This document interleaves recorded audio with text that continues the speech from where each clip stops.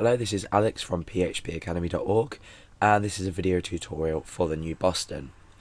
Now, in this video tutorial, we're going to get to grips with the basics of creating a PHP file, what extension we're going to give it, and how we're going to set up the inside of the file to ensure that our web server deals with it correctly. Because PHP isn't part of our web server package, we may need to specify in Apache to look out for PHP files, and you can do this in your http.conf file that we've already looked at when we've set up our Apache installation. Now, PHP is server-side, so whatever you write in between PHP tags will not be able to be viewed by people. Usually, when you create an HTML document, you'd start with your HTML tags. You'd obviously do it much more correctly than this, but you'd start with your HTML tags. You'd create your body tags, and different information and different functionality of the page will go in different places. Now, in PHP, it's a lot more loosely structured, and the way we do things is we use PHP tags. Now, on their own, PHP tags look like this. So you can see that it is it's a mirror image of a less than sign first of all, then a greater than sign at the end here. In between are these question marks, and then just the words PHP. It can also be specified like this. Now, this might look a bit odd to you at first. However, what we actually do is just after PHP here, we come down and everything we want to write in PHP goes in here. So every time you set up a new page and you want to include some level of PHP in it, for example, you can combine PHP and HTML in a page. We could have our PHP tags here, and we could also have our HTML tags down here. So whenever you start up a new page and you're going to include PHP, you want to create a tags like that or like that. I'd probably recommend the use of the PHP notation at the start. So these are your PHP tags.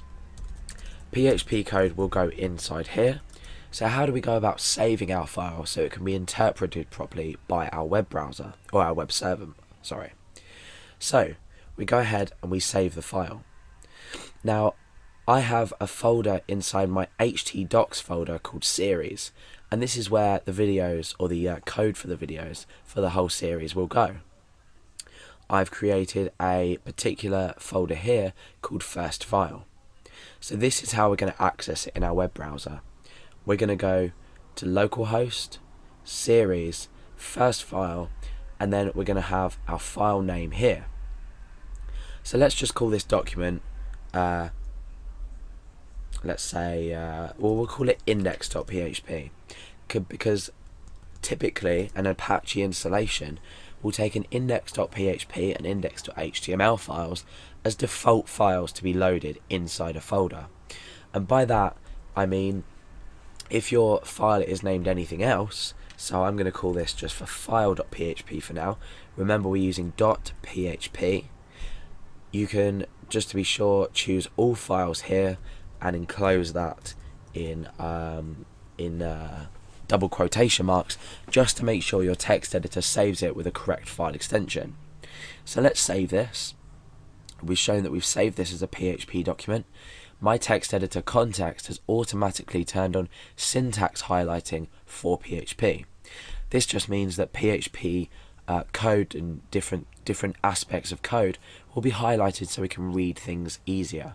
For example, variables are green, and function names are typically a grey colour, and things like keywords, so for example for each, which is a language construct, are blue.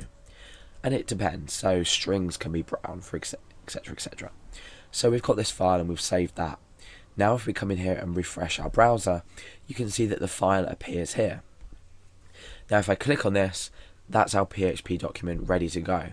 We can start programming and we can start displaying output to the user and calculating.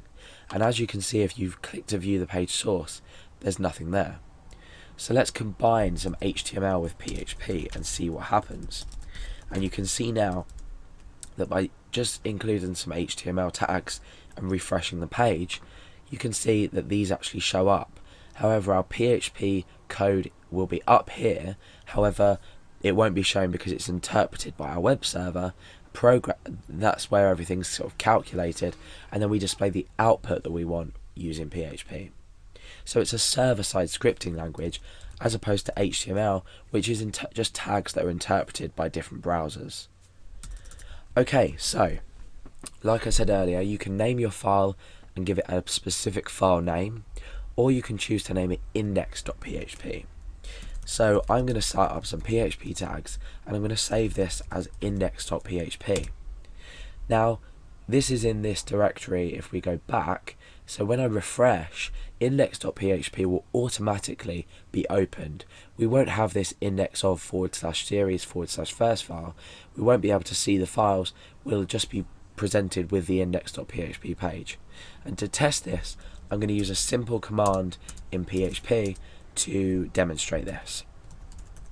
I'm going to say echo, and this is my output. There's a tutorial on echo and what it does, or you'll see what it does, but how it works and a bit more information about it. So for now, I'm just going to be outputting this to the screen. So let's refresh the page. You can see that we've automatically gone to index.php. My browser doesn't show it up here, but let's just type that in manually so we can definitely see. So the page, it's automatically gone to index.php. If I just choose to go to the file, the folder I mean, it's exactly the same. So these are different conventions of naming files. If you name something anything else other than what's specified, index.php and index.html I think are default specified in an Apache configuration. However, normal files are not named to open by default. So that's a bit about naming files and how you should name and create your files. And you've learned also how to set your PHP tags up ready to code inside them.